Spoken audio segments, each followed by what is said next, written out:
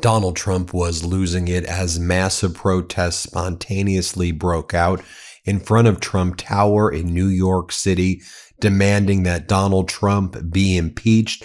The protest was called Give Donald Trump the Middle Finger on President's Day protest or something like that. Let me show you the protests in front of Trump Tower in New York City on President's Day. And there were numerous other things that went down on President's Day that, let's just say, ruined Donald Trump's day. Let's show you the protests in front of Trump Tower.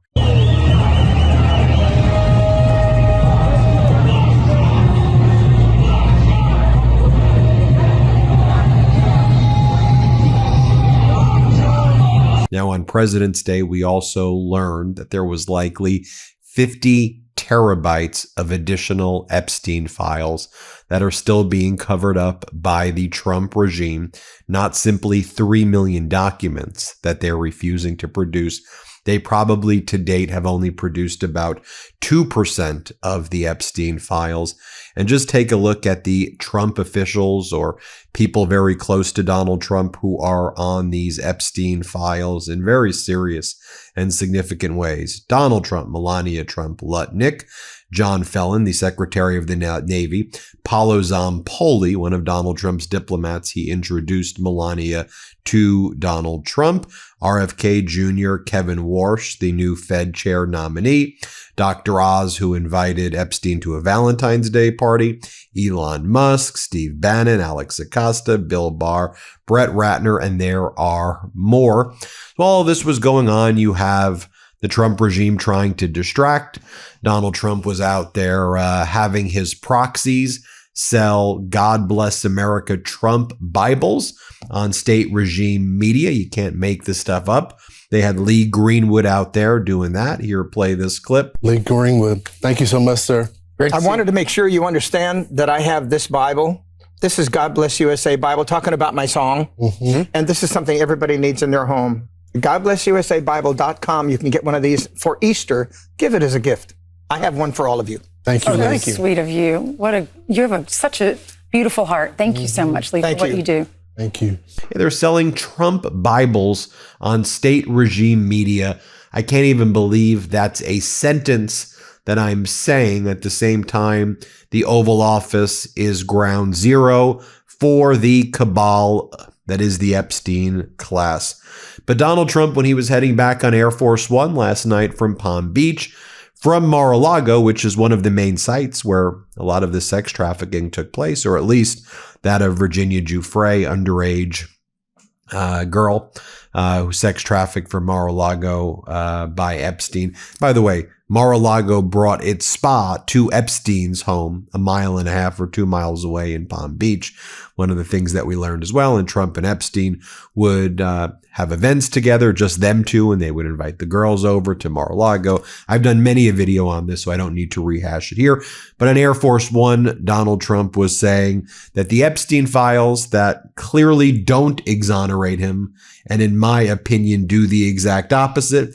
He says, total exoneration, total exoneration. This was a big win for Donald. Big win for the Donald, everybody. The Epstein files exonerating Donald. That's the new Donald Trump claiming he won the election in 2020. He's just going to repeat it over and over and over again like the demented, psychotic individual that he is.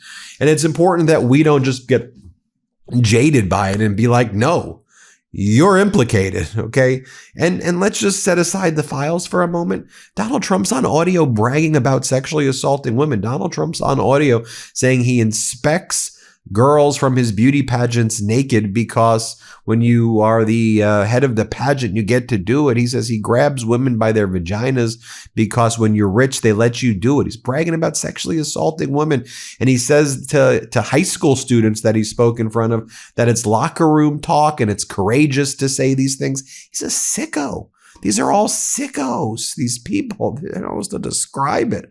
Here's Donald Trump on Air Force One. Play this clip. So Hillary Clinton said in an interview today that she and her husband are getting pulled into the Epstein matter to divert attention from you and that your administration has something to hide. What's your response? I have nothing to hide. I've been exonerated. I have nothing to do with Jeffrey Epstein. They went in hoping that they'd find it and found just the opposite. I've been totally exonerated. In fact, Jeffrey Epstein was fighting that I don't get elected with some author, a sleazebag, by the way. And I've been totally exonerated. No, they're getting pulled in, and that's their problem. I don't know. They're going to have to see what happens. But I watched her in Munich, and she seriously has Trump derangement syndrome. Do you think that she should publicly testify? You know, I've been totally exonerated on Epstein, and it's really interesting because they've been pulled in. Think of it. They've been pulled in. Clinton and many other Democrats have been pulled in, yeah. Oh, yes, Donald, that's right. Total exoneration. I mean, so utterly ridiculous. Then also, while Donald Trump was on Air Force One, more extortion of Ukraine and Zelensky. You know, there's the trilateral conversations in Geneva that's taking place right now. Ukraine's there, Trump's there, Russia's there. And Donald Trump's trying to once again extort, threaten, coerce, you pick the word, Ukraine into surrendering all of Eastern Ukraine. No ceasefire, just let Russia take it over. That's what's going on here. So that Trump and Putin's offering Donald Trump a fake $12 trillion deal. That's just total BS because the entire GDP of Russia is $2 trillion a year. But here's Donald Trump trying to shake down Ukraine. Here, I'll play this clip. You're going to have Ukraine talks tomorrow as well in Geneva with Witkoff and Jared Kushner. Yeah. What are you expecting there? Is there? Well, they're big talks. It's going to be very easy. I mean, look, so far, Ukraine better come to the table fast. That's all I'm telling you. We are in a position. We want them to come in. Yeah, and while that's going on, I mean, Trump has sent Marco Rubio to Hungary. He's in Budapest and he's propping up Viktor Orban, and he's saying, we want you to do well. We're rooting for Hungary as long as Orban's the president. You know, we all know Orban is a Putin bootlicker. Orban is part of the Epstein class. And there are a group of these, you know, right-wing oligarchs and authoritarians. And Epstein in the emails, in the files that we've covered, you know, is all about propping up these types of right-wing MAGA leaders. Steve Bannon's in there talking about this. And they want to destroy liberal democracies. Democracies, they want to destroy the European Union. They want to prop up these right-wing MAGA people. That's the goal of this right now. This is an international in scope, the Epstein class. Trump's their vessel in the United States. Orban's their vessel in Hungary. Javier Milei is their vessel in Argentina, right? Pierre Poilievre was going to be their vessel in Canada. Nigel Farage is their vessel in the UK. Le Pen and her party is the vessel in France. The AfD is their vessel in Germany. I mean, by the way, while Marco Rubio is in Hungary, you have Alice Weidel from the AfD, one of their leaders, in Hungary, with Peter Sidarto, one of their leaders in the Orban regime.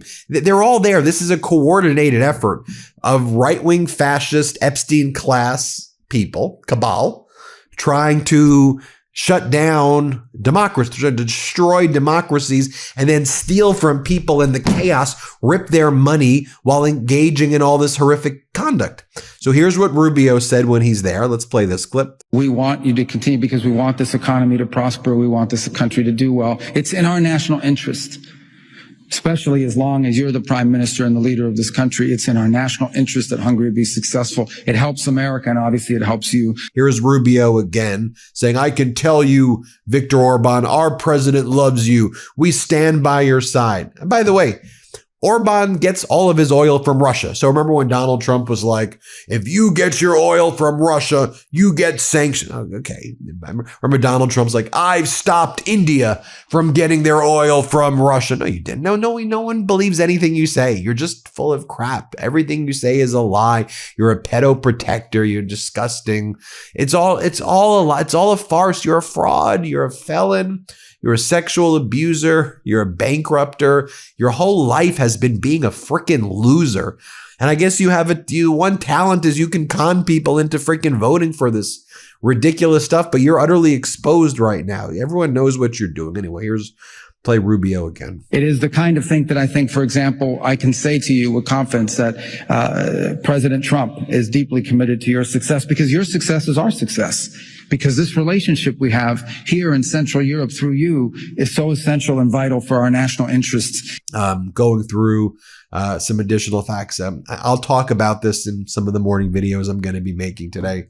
You have the New Mexico legislature unanimously starting a truth commission to look into the Zorro Ranch.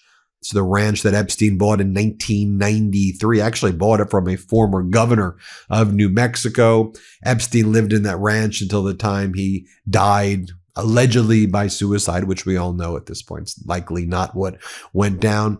Interestingly, the ranch was sold in 2023 for about half its value or half its price to a GOP politician, Don Huffines, who's running for Texas comptroller, a MAGA Republican, a fifth-generation Texas businessman whose grandpa made a fortune in the automobile industry. It's a wealthy real estate family from Texas. They bought the New Mexico ranch under San Rafael LLC, and they don't really explain why they bought that ranch. But it should be noted that Don Huffine was randomly in Moscow in 2018 when he was a Texas state senator.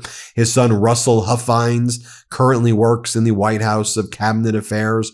June 2025 to the present, he's the associate director of agency outreach. That's who bought the freaking ranch. Are you kidding me? Are you kidding me? As we look through some additional data points as well, Republican Congress member Don Bacon, one of the only few Republicans who's standing up to Donald Trump, he posted the following: I'm on the discharge petition to force a vote on Ukrainian aid. We only need one more signature to make it happen. A separate discharge petition to force a Russian sanctions vote will open this coming week. There's other leverage points that we'll see in the coming weeks. So you've got that going on. Meanwhile, you have the Hungarian opposition leader, Peter Magyar, launched his party's election campaign in Budapest on Sunday. He vowed to end the 16-year rule of Prime Minister Viktor Orban, tackle corruption, reorient Hungary back towards Western Europe. And that's something that the Trump regime is trying very hard to block, because they view Orban as a check on European Union power and a way to destroy the European Union to protect the Epstein class. More from Donald Trump just as well. When he was on that Air Force One, he keeps attacking Wes Moore. His new thing is that Wes Moore isn't cleaning the pipes, and that's why the Potomac is dirty, because of Wes Moore. That's Donald Trump's new racist trope, idiotic. What is he doing in California? It's turning on the faucet, and in Maryland he's saying they're not turning on. Their pipes are clogged, and that's why the water's dirty in the Potomac. Anyway, here's what he says. Here, play this clip. Is Wes Moore invited to the White House this week, Mr. President? Just so you understand, the governors were all, other than two. One was from Colorado, where he's got a 73-year-old woman who's probably got serious cancer, confined, and for some time in solitary confinement, because she pointed out the voter theft that was taking place. In other words, she pointed it out. They arrested her and they gave her a 9-year sentence. And he better let her go, because it's a disgrace. And the other guy's just a bad governor. He's not doing a good job. Wes Moore, he's doing a terrible job. And you can see that. Well, I didn't invite those two. If the rest of them don't want to show up, that's okay. I hear they're coming, a lot of them. The White House is a great place to be. But no, I don't like the job that Wes Moore's doing. I don't like the job he's doing at the bridge. I don't like the fact that he did that horrible, with the pipes and the Potomac. And he's not doing the job. They got to do it. And I'm going to have to get the federal government involved in getting it fixed, because he can't fix anything. Thank you very much. And lastly, it should be pointed out, as our Pablo Manriquez reports, Juan Nicholas, the 2-month-old baby jailed at the ICE detention center in Dilley, was rushed to the hospital last night. And this was a developing story. We've been focusing on this little baby, this 2-month-old who's suffering the tortures and terrors by the Trump regime at this Dilley facility. Horrible, horrible stuff. We'll keep you posted every step of the way. Hit subscribe. Let's get to 6 million. Thanks, everybody, for watching. We're almost at 6 million. we get there? Let's try to get there this week. Thanks everybody for watching. Appreciate you. Love this video? Support independent media and unlock exclusive content, ad-free videos, and custom emojis by becoming a paid member of our YouTube channel today. You can also gift memberships to others. Let's keep growing together.